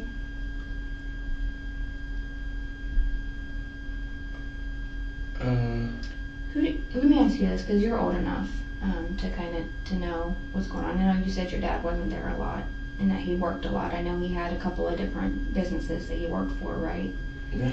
Do you know if your dad had any enemies? Had he told you, or had you overheard any conversations between your dad and anyone? Did your dad owe anybody any money or anything like that? Not that I know. It's kind of like I didn't get in his business, and I didn't. It's like kind of like I didn't ask, he didn't tell. So I just, since they worked a lot, I didn't see them that much anyway. So I wouldn't really even talk to them that much. I honestly talked to my grandmother the most in the house. She's the one I was closest to. Okay. What's her name? And that's your mom's mom, right? Yeah. Okay. Your dad's phone, you wouldn't happen to know the passcode to that, would you? No. Any idea of what it might be? It's a 6-digit code. Does he have a common password that he ever uses that you knew of? No. I think he used his fingerprint a lot of the time. You're obviously old enough to understand how this kind of works, the process of everything, okay? I'm Detective Laney, you can call me Dana. I am part of the homicide unit, and obviously I'm helping out Detective Smith, who's the lead in the investigation into your father, okay? First and foremost, obviously I'm very sorry that, this happened. Everyone we've spoken to, your dad is an amazing man, which obviously makes our job difficult, because a lot of times it's not the case with our victims, right? But this guy, everyone we talk to, he's just, a great guy. And so that's why we wanted to bring you guys in here, obviously, because you guys are old enough, you and your brother, maybe not your 8-year-old, to kind of understand what's going on. But we wanted to just talk to you and get a feel for what's going on inside the residence, because we don't live with y'all. And obviously we've talked to your mom and wanted to get a feel for their relationship, but we have to get to know George in order to get to know, what's going on here. That's a big part of our investigation, is to get to know George and who he was, not only, as a coworker, but as a father, as a husband, to try to figure out who may have wanted to do this to him, okay? It's important that you're honest with me in here, okay? Anything you tell me in here will stay in here. So I don't want you to be afraid to tell me anything, okay? But ultimately, this is obviously a very serious thing that we're dealing with, and we want to make sure we catch whoever did this before, they have a chance to harm anyone else. So tell me about, tell me about your brothers. How do you get along with your brothers? Me and my second brother, we like twins. Oh, really? Yeah. A good relationship? Yeah, we like twins. We always do stuff together. Like, we say stuff at the same time. It's weird. Like, oh, really? Even though we're not twins, we twins. Like, yeah. Yeah. Me and my sister are kind of like that, and we're like 3 years apart, but like I'll call her and I'll be like, oh man, I have a headache, and she's like, me too. It's just like weird things like that, Yeah, I feel you on that. But you're obviously an 8-year-old is a little bit younger, so you probably don't have as much in common with him, right? Okay. How's your relationship with your mom? It's good. Like, it was stronger. Like, it was stronger before, but like, it started to change when, like, not saying it went bad, but like I was started getting more closer to my dad when like he started like helping me more, like, and I started just talking to him, and like he was like the biggest help for me in like me sports and stuff, like the biggest help for me, like that's like I don't know, it's just the biggest help for me. Like he always was there. He would try to be at all my games. Just just like that was like between him and my brother, those are my main like support people after like always. Okay. Yeah. So, I know this is it's difficult to kind of put into words stuff like this. I mean, she, like I obviously love her and stuff, but it's just not the same. Like it's different. Like with him, it's just different. That's all I can say. Well, like, let me ask you this: has it always been that way with your mom? No. Just like. So what's the change? She just didn't like I don't know. Like she started. Like she never came to any of my games. Like just like she always worked. She was working before. Like it just wasn't like I don't know. Like it just maybe not because he would always support like and always be like encouraging and positive. Like see him like I would take the more positive out of stuff. She kind of take a little negative stuff out sometimes. Okay. My dad, he take the positive out of stuff. Like me and my other brother, he always be thinking about negative like her. So sometimes it just you just respond better. To yeah, the positive, and he could always come talk to me to stuff about stuff he's dealing with or stuff he got going on in his mind. I could do the same thing. So like. Now you're talking about your brother. Or you're talking about my George. Dad, yeah. Okay. So has he came to you recently at all and told you about it? No, I mean, obviously now I'm thinking about it now, but the only thing I could mention, he just kept saying, like throughout like maybe the last 2-3 months of me playing soccer and stuff, he would just, when we would have our talks and go on places or whatever, and it would just be me and him, he used to be like, make sure, he kept saying like, make sure you know what you're gonna do. Because there may be a day I'm not going to be here. So I didn't know if he's taking that literal. I mean, obviously that could happen anytime, but like, he just kept telling me, make sure you that's why I'm trying to help you now. Like, I work with him too. I mean, probably didn't know that, but he was like showing me how to, how his business going, like he was getting me started on that. Like, I've been working with him for about 2 years, so like, kind of know some stuff, but I haven't been able, with me doing sports and school and all, I haven't been able to work consistently. It was usually like a summer job I was doing. So, I mean, that's... Okay. So, yeah, he just kept... Yeah, when did he start telling you that stuff about I might not always be here and stuff? Was that something recent, or...? No, like 2-3 months, like throughout, maybe 2-3 months ago, and throughout the time of the 2-3 months ago, up until, like, Okay. Like he would just be like, make sure you know what you want to do. He always I think that's what was part of him helping me a lot. He's just like, make sure you know what you're gonna do. I'm gonna help you get started on this, and this, so you can get be set up so what's going so you know what to do. Right. Just in case I might not even be here some days. So I'm like, okay, like just not taking it like that, but. Right.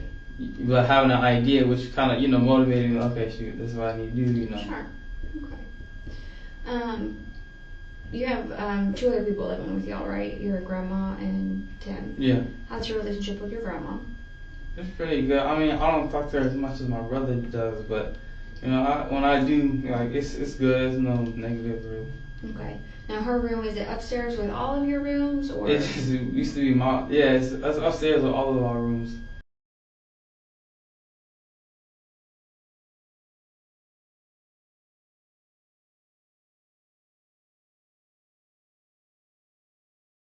Yeah. Does she sleep well usually? Man, she be up. She's up like a bat all the time. Oh, really? Like she got her own schedule to sleep. Like I'll come home sometimes, she'll be asleep sometimes. Most of the time I come home, she'll be awake, and it's weird. Like she just sleep when she wants to sleep. Whenever she wants to. Yeah, okay. Sleep when she's tired. I haven't had a chance to meet her. Do you know about how old she is? I don't know. I can just say she old. I haven't really asked her how old she is or not. Okay. So. What about like her evening activities? Does she have a TV in her room? What does she do? Read a book? Do you know? Heck no, not reading no book. I mean, she watch TV. She'll watch some TV for a whole bunch. I mean, she might, do studying or stuff, but other than that, she just reading. She'll watch TV a lot, catch up on shows, calling people, just stuff like that. How's her health? Is her hearing okay? Her eyes and stuff like that? She got the TV blasted up, so she can't really So hear her too much hearing's without. not that well? Yeah, Okay. with outside. If you trying to call her from outside of the room, you're not gonna get a response. You're gonna have to go in the room and tell her. Can you hear that from your room? The TV, yeah, usually. That's why you got. That's gotta be frustrating. So you just got the door closed, and then when I go in there and see how she sleep, I just turn it off. Okay. All right. And how's your relationship with Tim? Okay, it's not bad at all. I remember when he first moved in, I was like, man, why? It was just because of the That's fact. gotta kind of be weird as an older man. I mean, you're a man. No, it's not. It's not. To It have was another not guy even. moving in. It wasn't even that. It's just like the time when he moved in, and then Grandma came right after that. I was just like, man, I just got my room taken from me. He in that room, it was just. And then he was okay. At the time I was younger, obviously. I mean, it's not that. I mean, I guess it is a big difference between 2 and 3 years for me knowing him to me and knowing him now. So I'm like, okay, so I mean, I could talk to him about stuff. He's real cool. You just gotta know how to approach him because he's unpredictable. Not saying in a negative way, but just if you're gonna ask him something, you gotta know what you're talking about. Because he's really smart. He's really smart. You can't just be talking out of your mouth and thinking you know what you're talking about because he will check you. Okay. So I would say it's a good relationship. Yeah. Okay. And what about his relationship with everyone else? How's his relationship with George, your dad? Yeah, it's from what I know with me working with all three of them, it's good. They, as far as I know, they just him. You see, you would think when you approach him, you would be like, oh man, he's gonna give you that. You don't know what he gonna say. So it's from my dad is real oh, he like me. Well, I guess I'm like him, but I'm real play around and always making jokes and stuff. So my dad will be making jokes and whatever. Then they'll laugh a little bit, but they still get to talk about what they really talking about. So it was no negatives from what I knew, from what I could see too. So. Okay. And what about your mom and Tim's relationship? Oh, are you kidding me? She always be in his room talking. They real friendly. If my dad's not at the house, if my dad's usually not at the house, she'll be in his room talking to him. She was talking to him a lot. Just a lot. Just ever since he usually been there, he said they always be making jokes and stuff. So. And I think. Correct me if I'm wrong, because like I said, I'm not the lead on this, but your mom and dad had known Tim for a long time, right? Since they were teenagers, right? Yeah. Okay. On Thursday, did you hear anything, or tell me about kind of what happened Thursday night? What time did you go to bed? Me and my brother, ever since we start school, we always been going to bed 11 or 12, every night. Mm-hmm. And then the one night we go to bed, I went to bed at 9. Because I was like, alright, I'll get up early. I was real tired, so I was like, I'm going to get up early. I'm going to get up 4, finish the rest of my homework. But I'm going to go to sleep now. So I went to sleep at 9. Mm-hmm. My brother went to sleep not too long after me. So I was like, yeah, it was just gone. I was talking to my girlfriend and that's it. That's it. I just went to sleep. He was gone, and then they woke me up at 5 something. I don't even know. Okay. Who woke you up? Mom. Your mom. Yeah, because she came in the first time.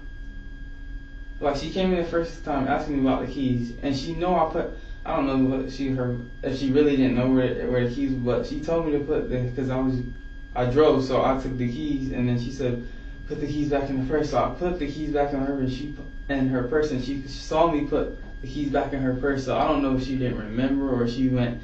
And because I know the first time she went in there and asked me where the keys at, and then I remember vaguely a second time, I was laying down and I just saw her, but then she left out.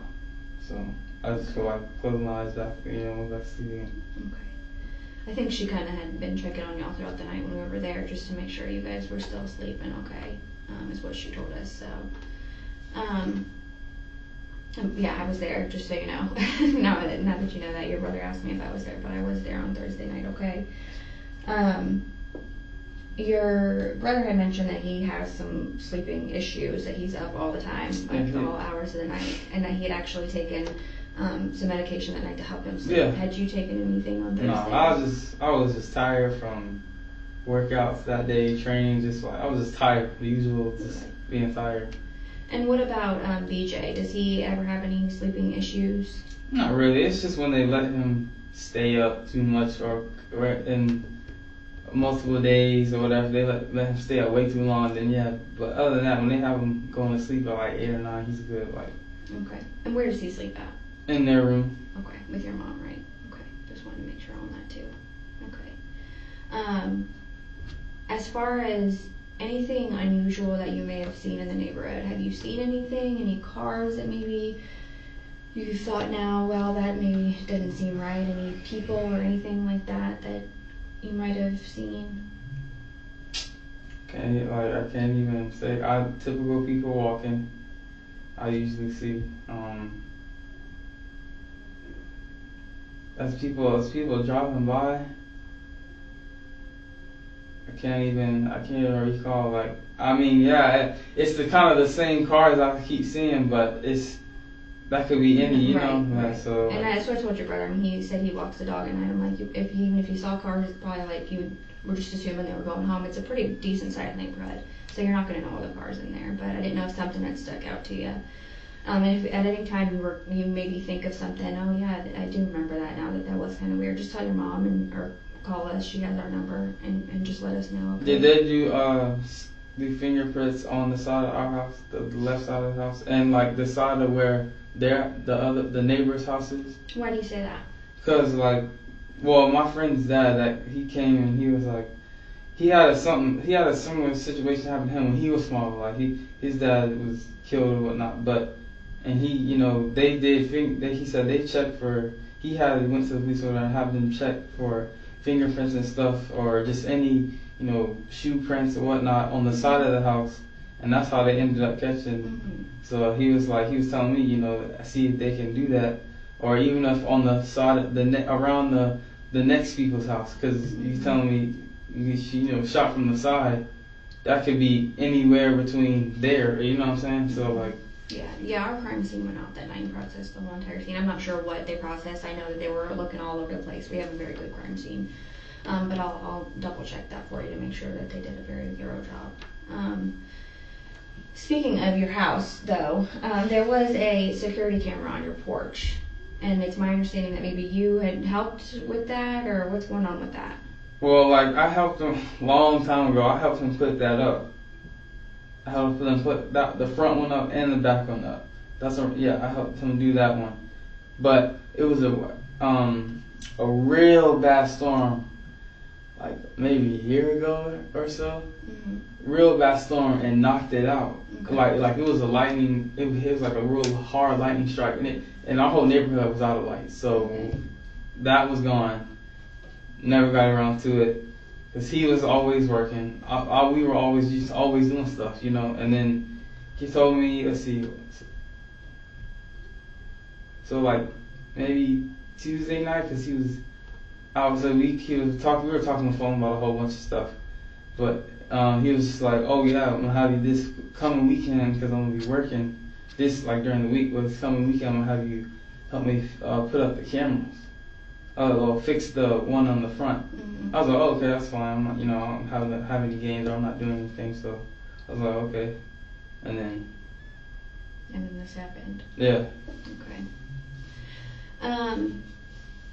I'll ask you, and like I asked your older brother, do you know of any enemies that your dad might have had, or anyone that would want to do this to your dad?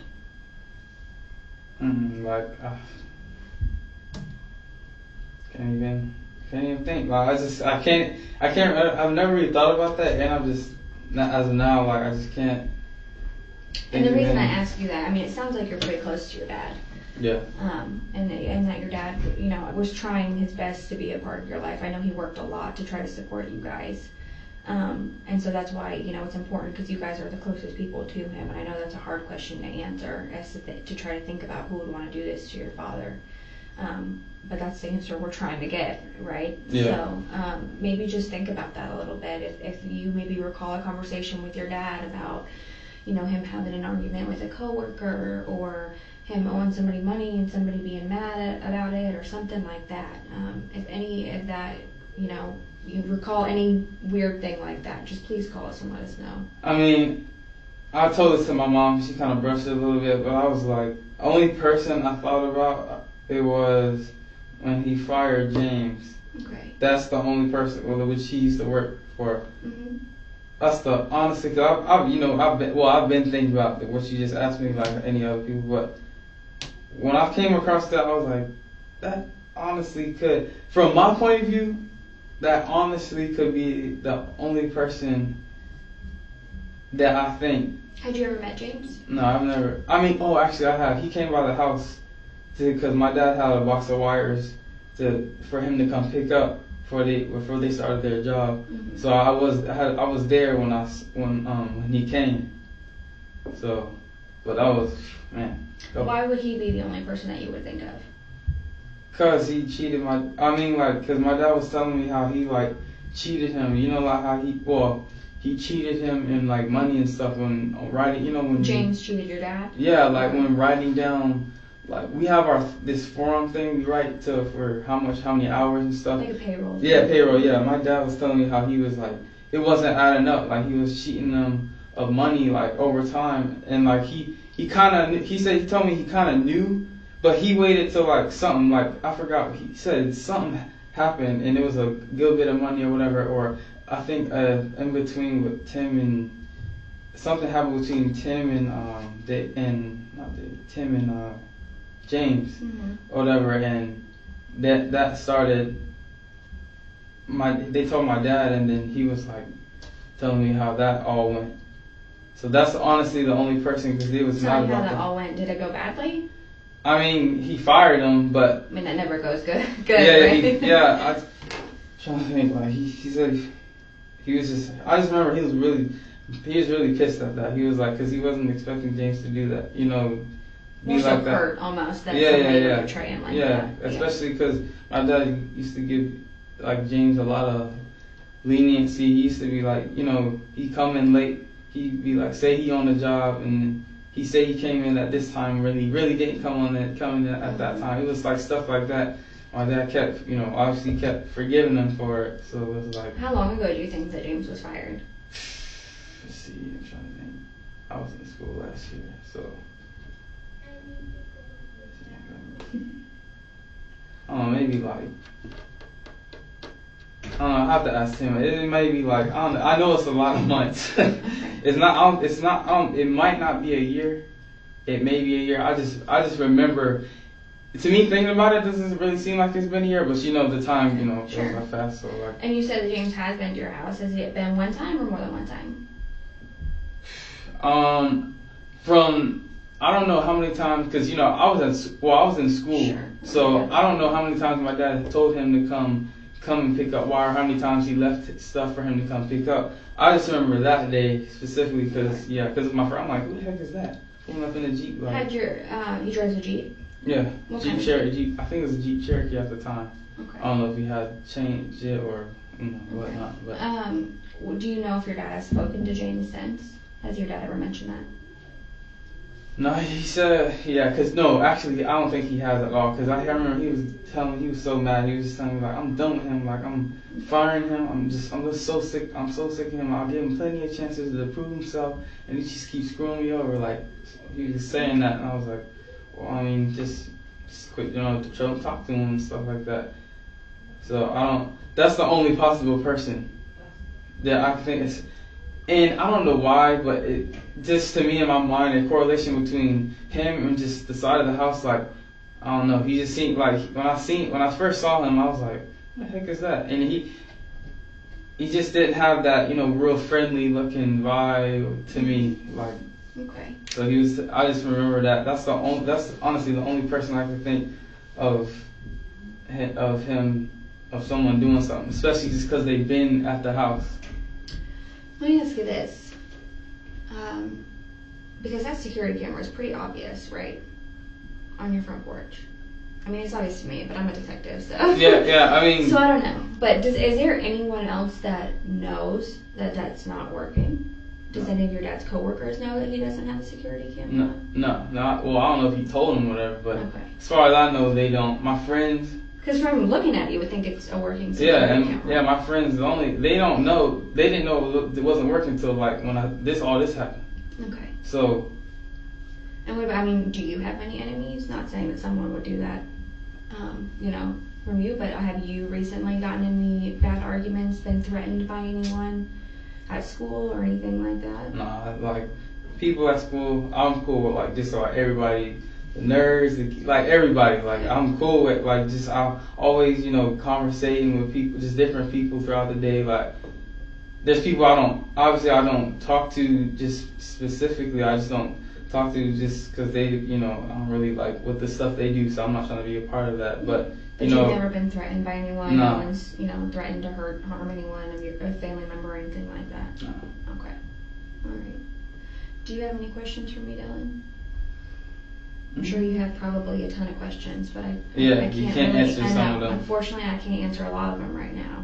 It's still a very active investigation, and we've been working nonstop on it because it's important for us to bring you guys closure, okay?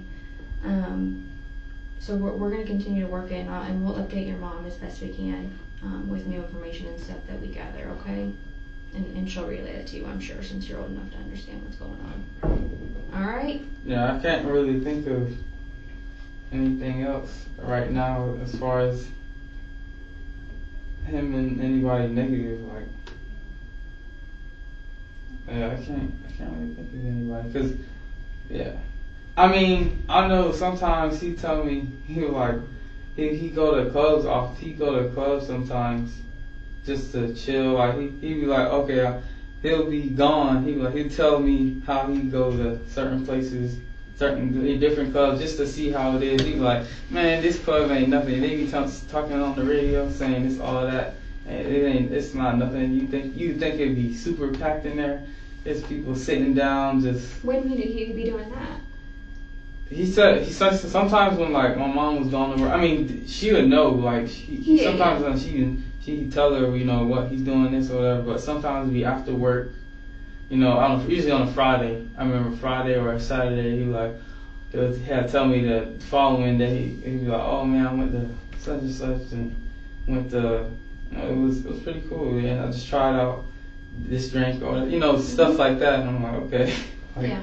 Would those be mostly in Atlanta? It sounds like most of his jobs and stuff were all in Atlanta. Yeah, it was. Yeah, that's as far as I knew. 3 sons interviewed separately in the same room. None of them was asked to accuse anyone. They were asked what life in that house looked like, and the answer the eldest gave, without hesitating, described the very relationship his mother had spent much of that interview denying.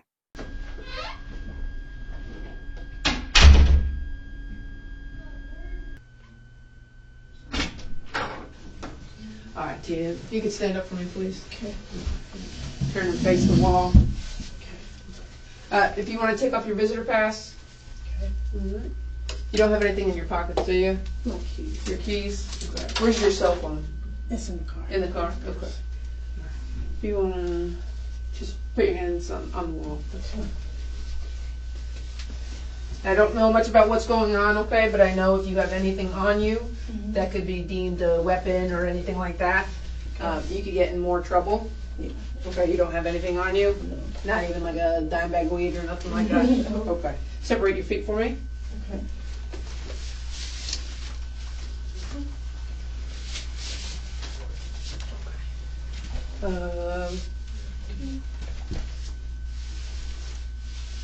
Okay. If you want to put your hands behind your back over your yeah. I will get you a bag and put all your property in it. All right.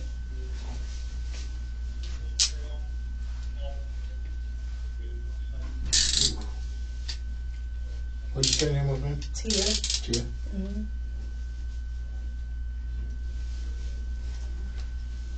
It's a short ride. Okay. Stand by just a second. You got him in the bag. Yep.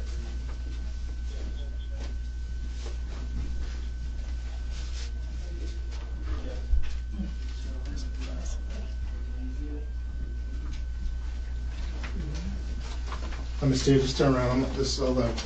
Tia, what city were you born in? Wilmington, North Carolina.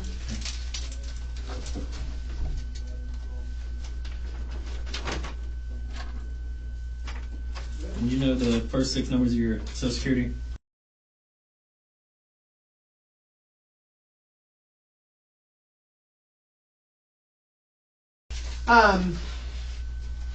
Phone's in the car.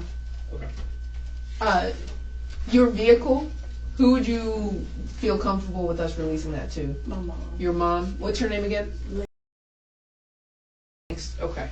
And you're cool with that? Yeah. Okay. Detective York, or Corporal York, excuse me. He's my partner. Corporal York, you're thanks, right? Just so we have a verbal acknowledgement that that's who we could release your car to. Okay. Okay? All right. She good to go now? Yep. Okay. Is this your water? Yes. I'm gonna throw it in that trash can right there. Okay. You want to sit before you go? No. Okay. Go this way? Here, visitors badges. Tia Young and Harvey Timothy Lee were tried together in Gwinnett County in the spring of 2019. Neither of them took the stand. On April 5th, the jury returned its verdict. Harvey Lee was found guilty of malice murder. Tia Young was found not guilty of malice murder, but guilty of felony murder, aggravated assault, and 2 counts of criminal attempt for trying to have the phones moved. 10 days later, they were sentenced. Harvey Lee received life in prison without the possibility of parole. Tia Young received life with the possibility of parole, plus 3 additional years. Both of them appealed. In October of 2022, the Supreme Court of Georgia affirmed Harvey Lee's conviction. In November, it affirmed Tia Young's. But the court's reasoning carried a detail worth sitting with. The evidence it held was enough for a jury to convict Tia Young either as a direct participant or as a party to the crime. No court has ever found who pulled the trigger that night. George Young was 42 years old. He built a career in security, protecting other people, working long hours, showing up for the people who depended on him. He was a father to 3 sons. The man who spent his working life making other people safe was killed on his own front steps, a few feet from his own front door. He should be remembered for how he lived, not only for how he died. There's another interrogation waiting for you on the channel right now. If you want more cases examined this closely, subscribe to the Interrogation Lab.